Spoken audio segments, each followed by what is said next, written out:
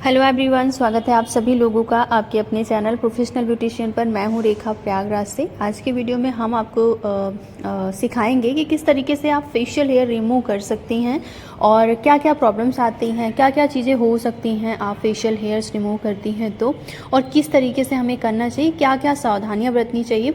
तो इससे पहले वाली जो वीडियो थी उसमें हमने आपको सिखाया था कि किस तरीके से आप ब्राज़ीलियन वैक्स से फेस के हेयर्स रिमूव कर सकती हैं। और आज की वीडियो में हम ये देखेंगे कि किस तरीके से आप थ्रेडिंग वाले जो धागे होते हैं थ्रेड से, उसको किस तरीके से फेशियल हेयर रिमूव कर सकती हैं।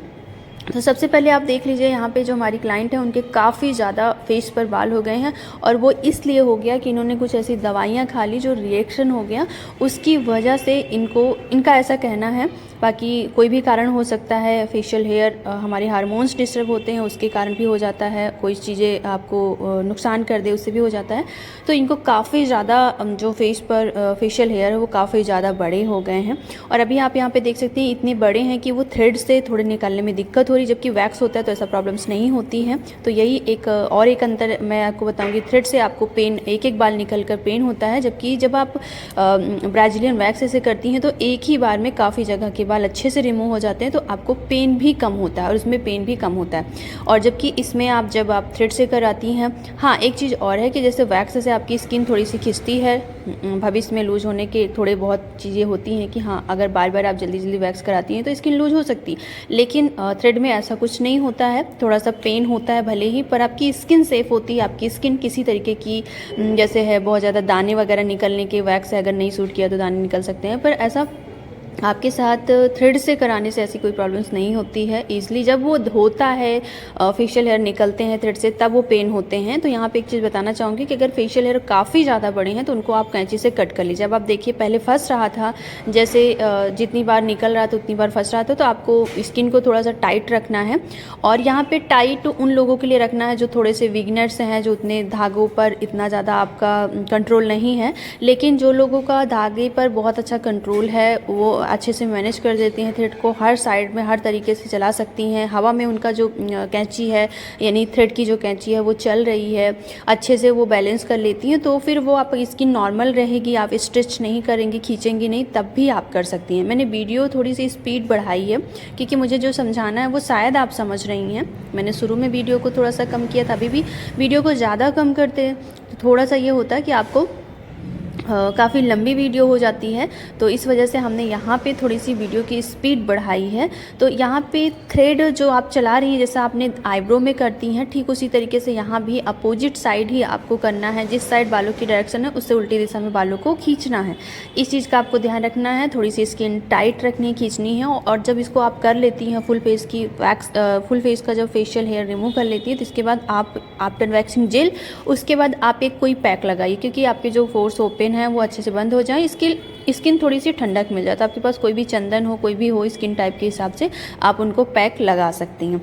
तो ये आपको करना है। और जैसा कि हमने बताया कि आपको नॉर्मली एक ब्राज़ीलियन वैक्स में देखें तो वैक्स जब होती है तो थोड़ा सा लेट आपकी ग्रोथ नॉर्मली इस थ्रेड से आ सकती है, लेकिन थ्रेड से भी आपके बाल काफ़ी हद तक जड़ से निकलते हैं, तो भी आपके ये बाल इतनी जल्दी से नहीं आते हैं। लेकिन किसी किसी को हेयर ग्रोथ के ऊपर भी डिपेंड करता है कि वो बहुत जल्दी से आ जाते हैं। कुछ हेयर बीच से टूटे होते हैं तो वो जल्दी आ जाते हैं, ठीक है। जबकि वैक्सिंग में भी ऐसा हो सकता है कि कुछ हेयर बीच से टूटे हों तो वो भी जल्दी आ जाते हैं, ठीक है। तो ये कुछ है, दोनों ही लगभग ग्रोथ का जो समय है, जो मेरा जो एक्सपीरियंस है कि मैंने देखा है कि अगर आप थ्रेड से निकलवाती हैं या वैक्स कराती हैं, दोनों ही टाइमिंग बहुत नॉर्मल ही है। मतलब जितना समय वैक्स कराने पर बाल ग्रोथ होती है, उतना ही आप थ्रेड भी कराती हैं तो भी उसी हिसाब से होती है। लेकिन बस पेन का है कि आपको जब वैक्स कराती हैं तो आपको पेन नहीं होता है, इतना नहीं पेन होता है। जबकि जब आप थ्रेड से करवाती हैं, निकलवाती हैं, तो आपको पेन बहुत ज़्यादा होता है, क्योंकि एक एक जगह से बाल निकलते हैं और जितनी बार निकलते हैं उतनी बार आपको पेन होता है। जबकि इतने ही हेयर्स अगर वैक्स से करते जैसे आपने पहले देखा था, तो मैं उन लोगों को ये चीज़ बोलना चाहूँगी कि जिन लोगों की इनकी स्किन थोड़ी सी ज़्यादा सेंसिटिव थी, तो वैक्स मेरे हिसाब से भी ठीक नहीं लग रहा था। क्योंकि अगर जिनकी स्किन बहुत ज़्यादा सेंसिटिव है, बहुत जल्दी कट लग जाते हैं, या स्किन से लेयर्स आ सकती हैं, ऊपर स्किन पील हो सकती रही है तो उस कंडीशन में आपके लिए थ्रेड ही सेफ़ है। आप थ्रेड करवा लीजिए स्ट्रेच करके स्किन, तो स्किन पर कोई प्रॉब्लम्स नहीं होती है। लेकिन जिनकी स्किन नॉर्मल है बिल्कुल, तो वो वैक्स जो है वो करा सकती हैं। वैक्स से जल्दी भी हो जाता है और पेन भी नहीं होता है, और स्किन पर जो रूखापन है, डेड स्किन है, वो भी निकल जाती है। लेकिन सेंसिटिव स्किन के साथ थोड़ी सी प्रॉब्लम हो सकती है। चॉइस अपनी अपनी है, सभी चीज़ें अच्छी हैं, चाहे आप थ्रेड से निकलवाइए या वैक्स से करवाइए। हाँ, अगर आप ट्रिमर यूज करती हैं तो उस कंडीशन में आपके बाल ऊपर से कट होते हैं तो वो भी आपकी स्किन के लिए बिल्कुल सेफ़ होते हैं, लेकिन वो बहुत जल्दी ग्रोथ आ जाती है क्योंकि वो कट ही होते हैं ऊपर से, बस 5-7 दिन के अंदर ही आ जाता है। तो जिनके पास प्रॉपर समय है, इसी फील्ड में है, जैसे मेकअप आर्टिस्ट हैं, तो वो ट्रिमर ही यूज करें मेरे हिसाब से। ठीक है, तो मैं खुद भी ट्रिमर ही यूज़ करती हूँ, फेशियल हेयर ट्रिमर आता है, उसी से आपको कर लेना। यहाँ पे जो भी बाल बड़े हैं उनको आप कैंची से सावधानी से काट लीजिए ताकि आपको आसानी हो थ्रेड से निकालने में, अच्छे से वो फंस के निकल जाएं। लेकिन कैंची भी आपको यहाँ पे चलानी है, ये आपके थोड़ा फास्ट है इसलिए आपको लग रहा होगा, पर ये भी आपको काफ़ी सावधानी से काट लेने हैं।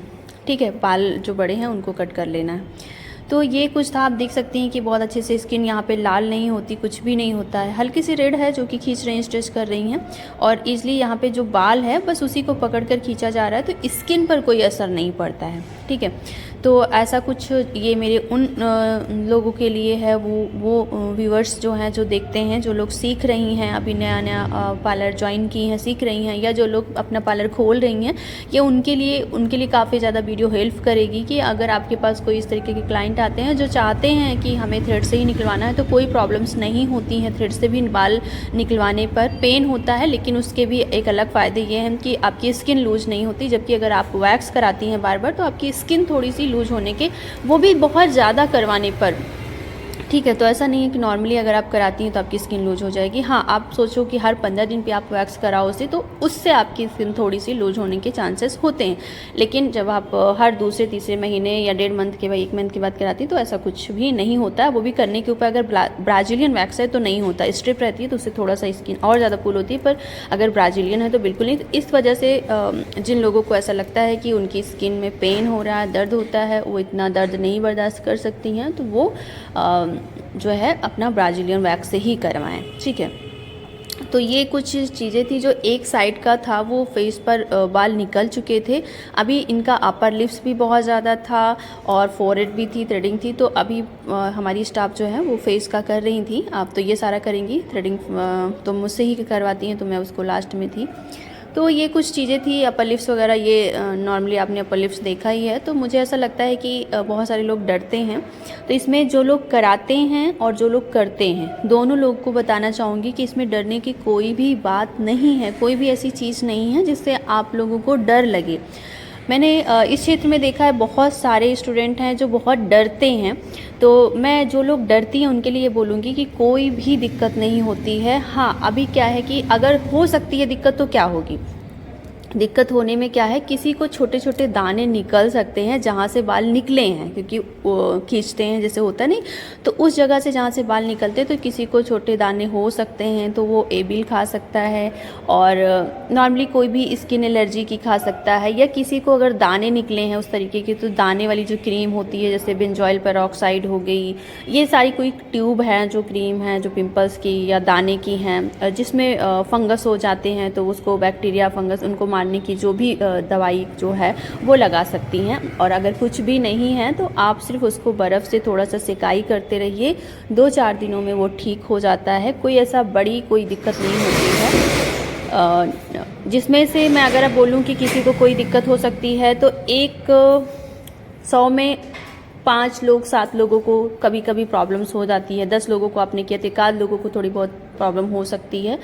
तो आप जो लोग करें, जो लोग करवाएं, उन लोगों के लिए ये है कि कम से कम 12 घंटे तक आपको कोई भी साबुन, कोई भी फेस वॉश नहीं यूज करना है, और कम से कम 5 दिनों तक आपको स्क्रब नहीं करना है। ये सब जब आप 5 दिन 4 दिन के बाद ही आप कोई भी फेशियल ले सकती हैं। और अगर फेशियल आपको बहुत इमरजेंसी है कि लेना ही है, तो उस कंडीशन में जब आपको फेशियल लेना है तो आप स्क्रब को अवॉइड करिए, क्योंकि जब आपकी स्किन से ये हेयर्स निकल रहे हैं, जैसे आपने वैक्स कराया या फेशियल हेयर्स निकाले हैं, तो ये आपकी स्किन काफ़ी ज़्यादा, जो पोर्स हैं वो काफ़ी ज़्यादा खुले होते हैं, उसमें और ज़्यादा जो है आपको स्क्रब करके, या स्किन ऑलरेडी बहुत ज़्यादा अच्छी हो जाती है, उसमें और ज़्यादा आपको स्क्रब वगैरह नहीं करने हैं। तो आप थोड़ा सा स्क्रब की जो टाइमिंग है उसको कम कर दीजिए, बाकी आप आराम से फेशियल 24 घंटे के बाद भी कर सकती हैं। तो यहाँ पे आप देख सकती हैं एक साइड का जो फेशियल हेयर्स है वो रिमूव हो चुका है, और फेस कितना क्लीन और अच्छा लग रहा है। अभी दूसरे साइड का करेंगी, दूसरे साइड का भी आपको सेम इसी तरीके से डायरेक्शन को देखते हुए कर लेना है। और फिर इसके बाद जैसा हमने बताया, आफ्टर वैक्सिंग जेल लगाना है क्लीन करके, और फिर उसके बाद आपको पैक लगा देने हैं। फिर मॉइस्चराइजर लगाकर क्लाइंट को बोल देना कि 10 घंटे तक कोई भी साबुन और कुछ भी चीज़ें ना लगाएं, वो फेस वॉश वगैरह, और फिर उसके बाद वो जो भी अपना रूटीन है वो फॉलो कर सकती हैं। स्क्रब को नहीं करना है 2-3 दिन, उसके बाद फिर वो जो चाहें वो कर सकती हैं। और टैनिंग, धूप से भी बचाएं, क्योंकि बहुत सारे लोगों को न पता होगी रोएं हमारी बॉडी में किस लिए होते हैं। तो रोएं हमारी बॉडी को प्रोटेक्ट भी, हमारी स्किन जो है उसको प्रोटेक्ट करने के लिए भी होते हैं। बहुत सारे रीजंस होते हैं रोए होने की। तो एक रीज़न ये भी है कि वो हमारी स्किन को, जैसे कोई भी बाहर से जो भी जितनी भी चीज़ें हैं वो डायरेक्ट हमारी स्किन पर ना है, बल्कि बाल उसको प्रोटेक्ट करता है। इस वजह से भी बाल होना भी ज़रूरी है। पर जिस स्किन पर बाल नहीं होते हैं, कोई भी प्रॉब्लम्स होती है तो डायरेक्ट स्किन पर होती है। तो इस वजह से थोड़े बहुत बाल हैं तो हमें नहीं लगता कि वैक्सिंग वगैरह करानी चाहिए। अगर बहुत ज़्यादा हैं तब करवाएं, थोड़े बहुत बाल हैं तो वो आपकी स्किन को प्रोटेक्ट करके रखते हैं। उम्मीद करेंगे कि ये वीडियो आपको पसंद आई होगी। चैनल पर नए हैं तो इस वीडियो को सब्सक्राइब कर लें, वीडियो को लाइक कर लें, और वीडियो पसंद आई है तो इस वीडियो को लाइक करें। जितने ज़्यादा से ज़्यादा लोगों तक इस वीडियो को शेयर करें, उतने ज़्यादा से ज़्यादा लोग इस वीडियो को सीख पाएंगी और समझ पाएंगी। और आप लोगों से मिलते हैं नेक्स्ट वीडियो में।